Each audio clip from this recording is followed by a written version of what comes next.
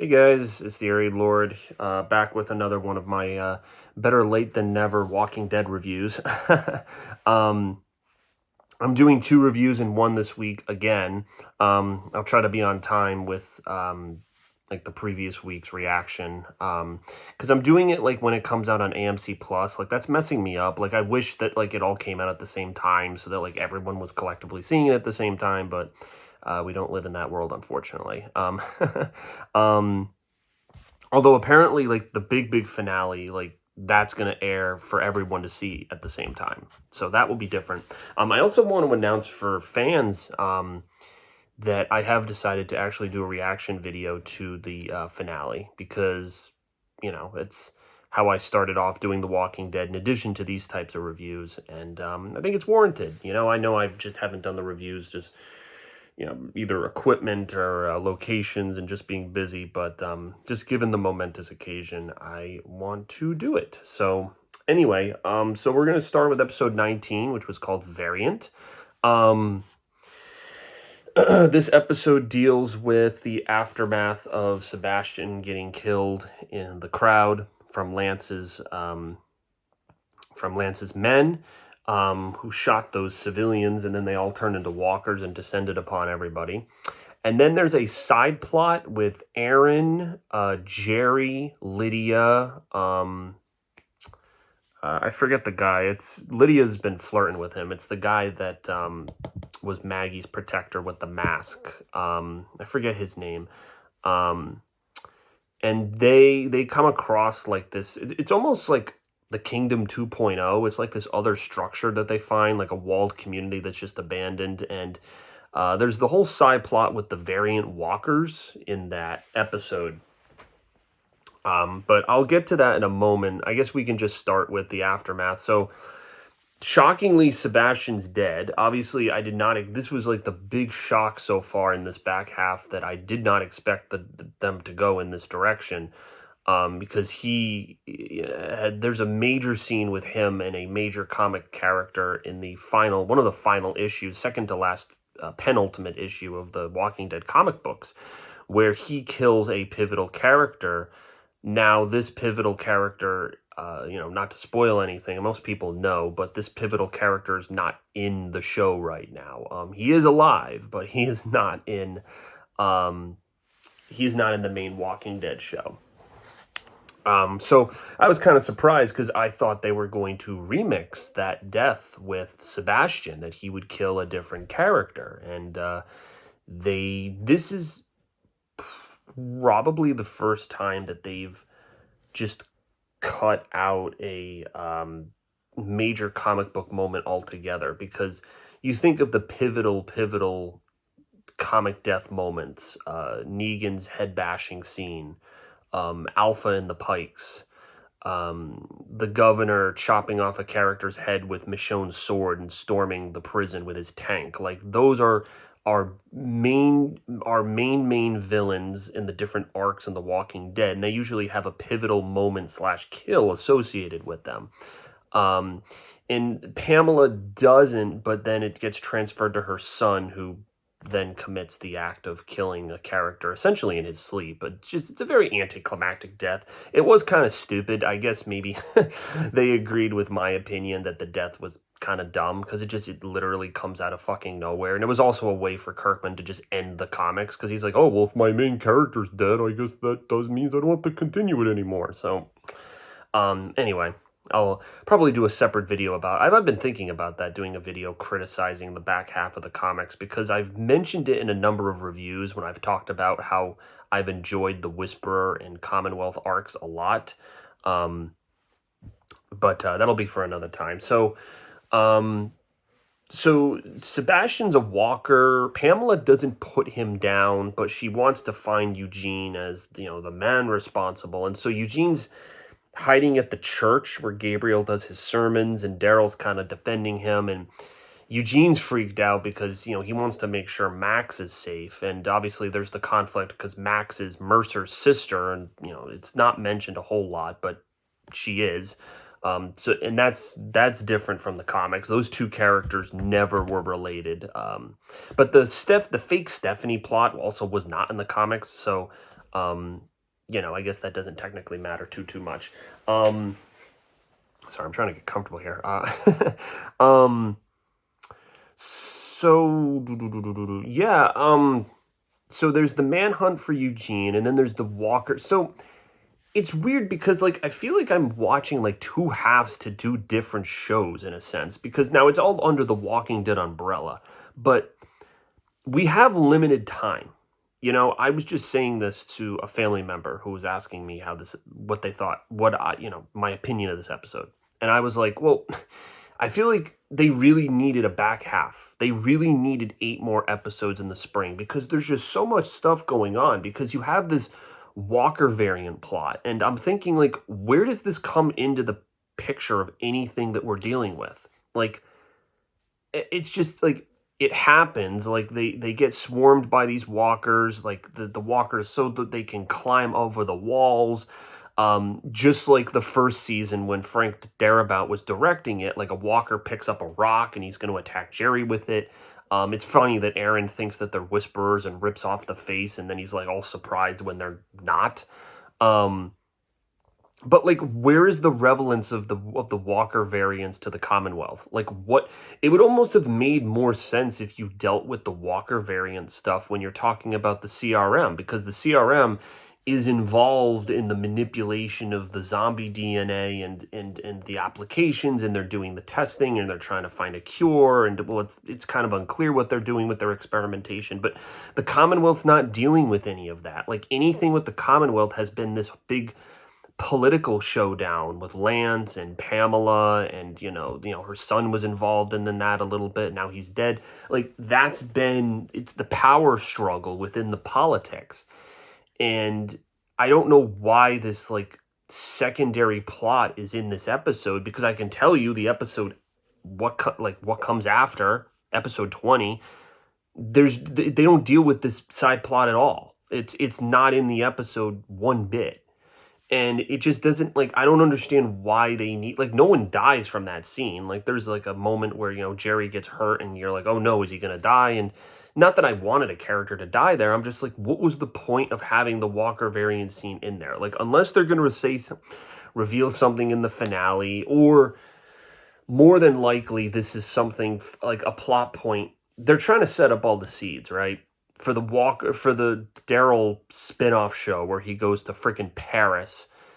That, if you guys saw I don't know how many people saw World Beyond, but if you watch the final scene of season 2 of World Beyond, there's a scene with a variant walker in a French facility. So it's like, okay, like, that's going to have some crossover with the Daryl spin-off show. And so there's a Walker variant there. So by them putting it in this episode, they're trying to give us like some setup for that. But it's just like, it just feels rushed, because I'm trying to like deal with the Commonwealth Revolution and the fallout from Sebastian dying, and Lance is still in freaking prison, and I still don't know what his angle is, because he seems to just want to get on Pamela's good side, and Pamela's just like, fuck you. Like, she blames him directly for killing her son, which he did, and then he's just forced to sit in that cell and feed the one of his assassin guys gets fed to zombie Sebastian, which is just like, it was just very, it's nice because, like, and again, I feel like they're doing this like so late. Like, Pamela is finally becoming the villain, right? For the back half, it's funny because I feel like the back half of season, like the part B, if you're going to break it down into ABC of season 11, part B, Lance was the villain, right? Like, Lance, like, because like of everything, it was everything stemming from the Riverside conflict and Lance going rogue and trying to kill off everybody and racing Daryl and the rest home, and like, that was a gripping plot. And they seem to have just like wrapped that up. Like, in the opening episode, like, there's still the fallout from that. Like, they need to rush home, they send Negan home, like everything that happened in that opening episode. And then Pamela gets involved and she's like, yeah, we're just gonna like blame Lance for all the stupid schemes that Sebastian was doing, and we're just gonna lock Lance up. Like, they wrapped it up so quickly, and I'm like, I was actually enjoying Lance being like a rogue villain, like having, like taking some of Pamela's political extremism and doing it in his own way. Like he conquered Alexandria Hilltop and Oceanside, throwing the banner. Like that closing scene of episode 16 was amazing. Like I love that episode. And when he does the coin flip, and we don't know what the resolution to that fucking scene was when he flips the coin with the Oceanside women and like just lands it, and the scene just cuts. And now I'm going to get into Lance's fate in episode 20. So now there's really no resolution there. Like I'm starting, like the Whisperer stuff I was fine with, like the way they handled that. Like the last episode was really, like the only thing I criticized with the Whisperer was how it ended with Beta and the Mega Horde. Like it just felt anticlimactic. It didn't seem tense at all. Like they wrapped it up and cleared it very easily. It just felt like a walk in the park, them dealing with the Mega Horde. It just didn't really feel difficult at all. And now, like, we're getting to the end of this, and I'm starting to see problems. Like, because you set up, like, Lance's character from the comics, like, you didn't really do anything. Like, Kirkman didn't invest. He was a side character, but, like, he's a major part of this story. And, you gave this guy, like, a great, villain opportunity. You saw his ambition, just the flame in his eyes. He had his own creepy piano theme with the coin, his lucky coin. And you set him up so well, and I was, like, so excited to see. I was more excited to see what he was going to do than Pamela. And now, like, they've started to show us that Pamela is just as twisted. And they're like, but, Pamela's our endgame villain. And so we need to lock Lance away and deal with him. I'm like, well, you led me to believe that Lance was your final boss here, and now you're trying to flip it so that, Pamela loses her son, and now she's all frustrated. And in episode 20, which, is the second episode I'm reviewing here, she captures most of the people that we know and ships them off on this bus to go to this, I don't know where it is, if it's like a prison. Like I saw the preview for the next episode. It looks like almost like an internment camp.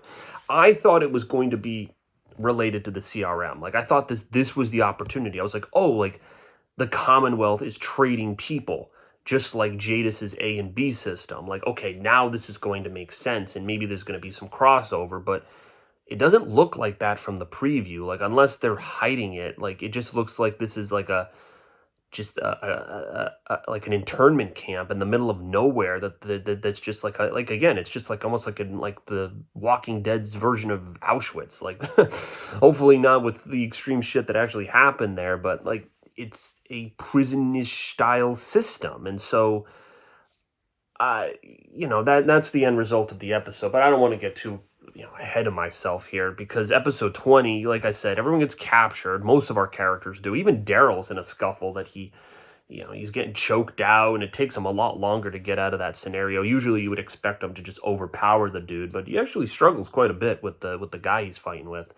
And then Carol saves him, and then they are like the tag team duo. They break Lance out of prison, and at first he's like batshit crazy. Like he's like just like whacked in the head. Like I mean, he just watched this zombie kid just eat his friend, and he's like toying with the coin, and it's not clear. Like he's like, that was another thing. Like I didn't know. I was like, is he trying to formulate a plan? Is he just losing his mind? Like what exactly is going on? Because it seemed like he was in like a mental state.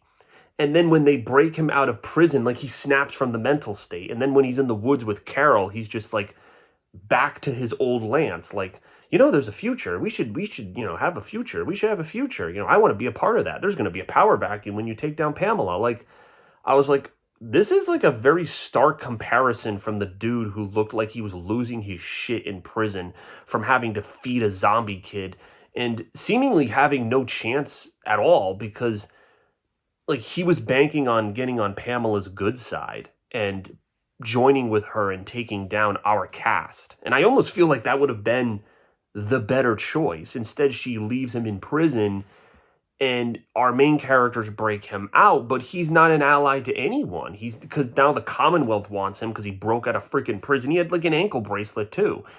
And our characters don't like him because of all the shit that he pulled in the back half of the episode. So I was like, well, what is this? What's going to happen to him? And sure enough, spoilers for people who didn't watch episode 20 on AMC Plus, but they kill him off. And it's almost comical because Carol and Daryl, they find the place where their people are being held, I think at least, maybe the train station or whatever.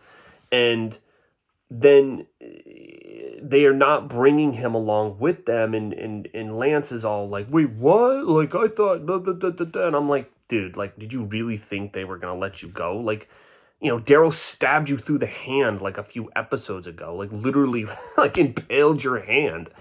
And you tried to kill him. Like, you put the contingency order, like you were actively trying to kill him a few episodes ago, and now you just expect them to like want to be with you. Like, and then it's the comical part is, when he's walking away towards the truck to leave, he tries to take a rifle and shoot them, and they're like prepared for it. Like, even in the behind the scenes, Angela Kang's like, oh yeah, like Daryl and Carol were prepared for him to do that. So she just shoots an arrow through his throat, and bye-bye Lance. I was like, you probably killed off like my favorite villain of this final back half of episodes. Like, now Pamela, like, it's funny, now we had 3 villains. We had Sebastian, Lance, and Pamela, and now only Pamela is left. Like, one single character. Obviously, she has control of the military, and, she's in control, she's in charge, but I liked the game that was being played, like the circle of power that was being created from all of that. And now you just have her as your final boss, and is it just going to be linear, like where they just have to like go and fight her? Because I thought they were going to use some of Lance's knowledge or some of his connections to turn the tables. And if you're not going to do that, and, because also I thought he might have had connections to the CRM. I thought Lance was managing those alliances with the CRM. Maybe he was trading the people there. Because when I saw the preview to this episode, I was like, oh, Lance is going to reveal that they've been trading people and that they've been, like, none of that. Like, there was no, like, it felt anticlimactic. Like, there was no, like, expansion. It was just, oh, Lance gets out of prison. He's talking vaguely about the future. All the same. It's the same stuff he was saying to Maggie in part B when they're at the hilltop. Like, it's the same stuff, and he's telling Carol, and then he's surprised when they don't want him, and he tries to just turn on them. It was very underwhelming for a character that I was really enjoying his villain arc. I was so extremely underwhelmed with how they handled it. It just felt like it was just shit. Like, I don't know what else to describe it. I'm just like my interest in kind of like, there's only a few episodes left, but my interest is just, I'm starting to get pissed off with how they're handling these episodes, because it's like how are you going to end this? Because Negan and Maggie need to leave for New York. Daryl needs to leave for fucking Paris.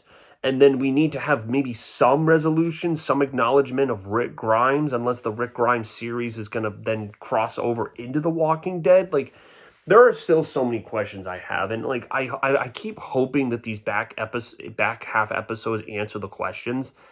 And I just keep getting left with more questions. And I just keep I'm more and more confused, because you're killing off key players, and just...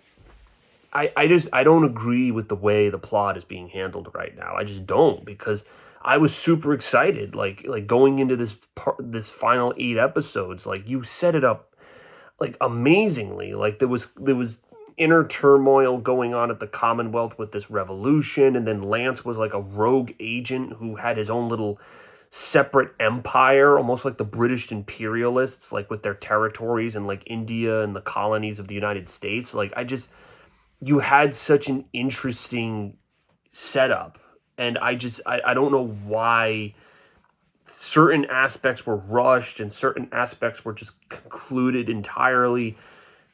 It doesn't make sense to me. Like, I don't know why they went in this direction. I don't get it.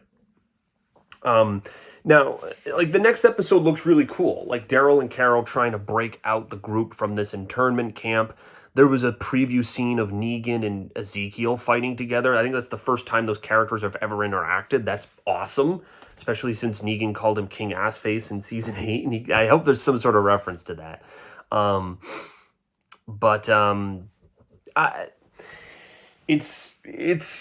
don't get it.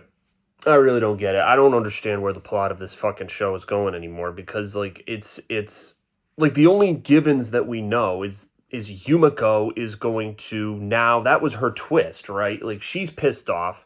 Her friends are captured, but she's still like a high profile lawyer for Pamela.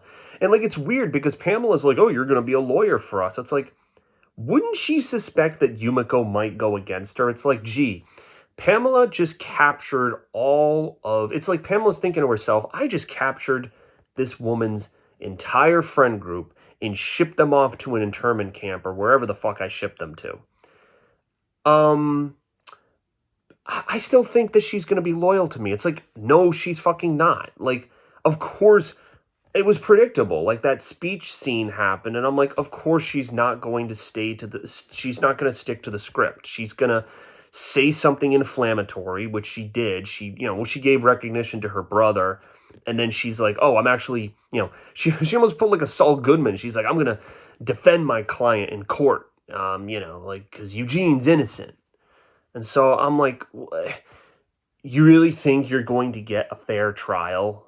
This is a dictatorship. Like, she's not going to give a fuck. But I mean, maybe, I guess you could argue, maybe she was going to read the speech because she thought she was in an impossible situation. But then in the scene, she overhears on the Commonwealth soldiers' radio that they got away, and that, because I think that was like they got captured, like Carol and Lance got captured, and then Daryl fucking,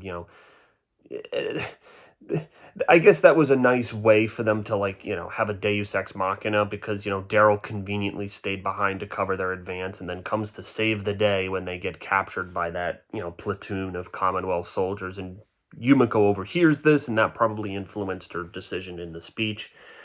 But, so we have some givens. There's going to be some sort of court trial where Yumiko defends Eugene.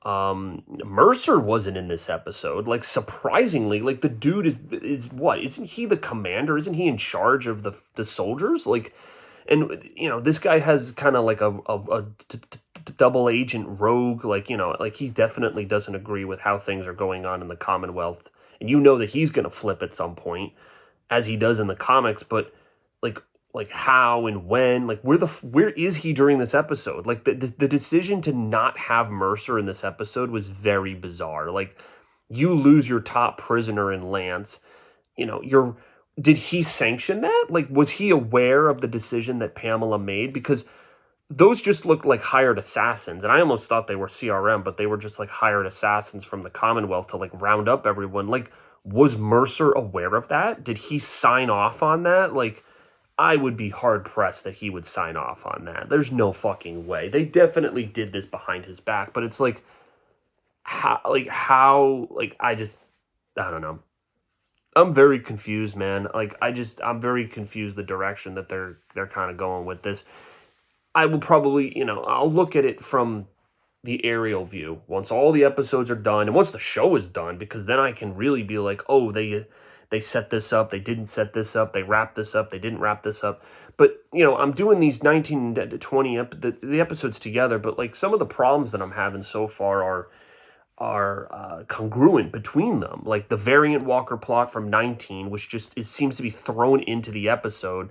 And then the way they concluded Lance's story in episode 20, where he's just, babbling about his philosophy, but like it's just like such a sudden switch from his character where he looks like he's losing his fucking mind after feeding Sebastian, but then he just changes and then he wants to kill them. It's just like, what did you do to Lance's character? Like, you made him super, super, super interesting.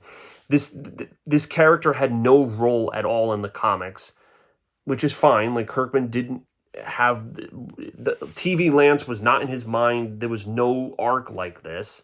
Maybe it would have made the comics more interesting, because the comic version of the Commonwealth is literally Rick and Pamela just arguing about politics for fucking 8 or 9 issues and a few revolutionary battles. Rick gives a giant fucking speech before anyone can fight, and then everything just ends. It's the dumbest ending ever. So they were improvising and having to do their own stuff, but the way they've done it so far, I've enjoyed. But like some of these decisions in Part C have really made me scratch my head. Like, I don't know what they're doing. I just don't.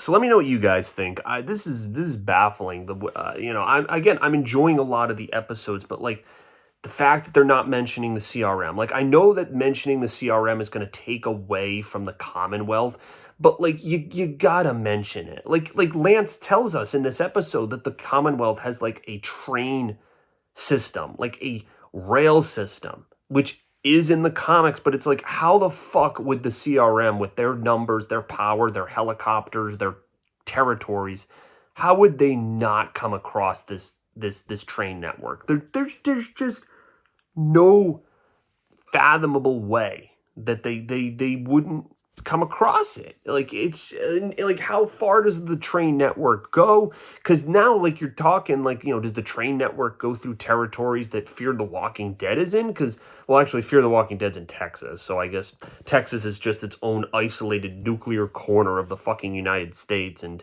we're just not gonna fucking deal or talk about that. So I I don't know. It's Let me know what you guys think, but I'm just kind of baffled by the decisions they've been making so far. I have faith that these episodes will be good, but um, it's just, I like Lance as a villain. He was one of my favorite villains in a while. Like Josh Hamilton, the actor, he was so good. Like the range of emotions that he could do, and I just loved the creepy piano theme. Like I loved the fact that this guy was like a sneaky, conniving politician who knew how to.